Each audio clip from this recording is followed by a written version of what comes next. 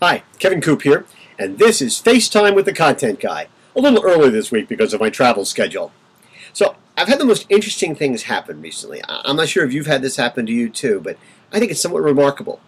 Mrs. Content Guy and I were at PetSmart recently. We were buying some dog food, not just for our dog, but now we're buying dog food for our son's puppy who's come to live with us for a while.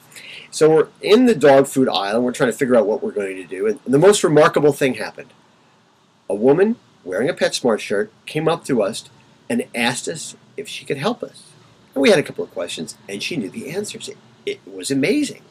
Then afterwards, my wife was in the bird food aisle, because we also have a bird at home. Don't even want to ask. And someone there comes up to her wearing a PetSmart shirt, different person, says, "Can I help you?" She has a couple of questions, and they help her. And it's amazing. And then we get to checkout, and there's more than one lane open, and we're on a little bit of a line, and people are friendly, and people are helpful, and it's like, wait a minute, is this Invasion of the Body Snatchers? Is this the Stepford Wives? What's happened here? I just can't figure this out. And then I thought about it. Just a little bit before that, I've been over at Home Depot, and again, the most remarkable thing happened.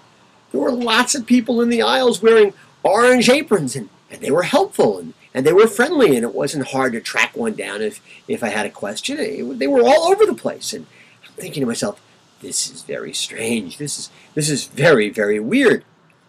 And the interesting thing is, these two companies, from my experience, have had a somewhat tenuous relationship with the notion of customer service. And, now maybe these are isolated incidences, and maybe this is just these two stores happen to have really good managers.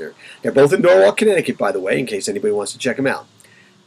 But I don't think so. I think there might be something going on here.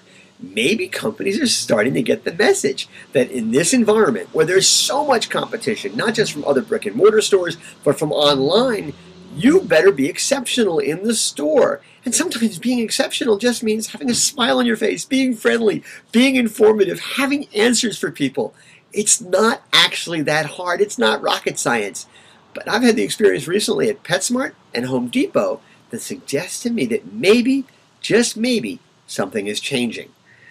We do a lot of complaining here on Morning News Beat when companies don't do a good job in customer service. So I thought it was worth noting when I encountered a couple of companies that were actually doing a good job.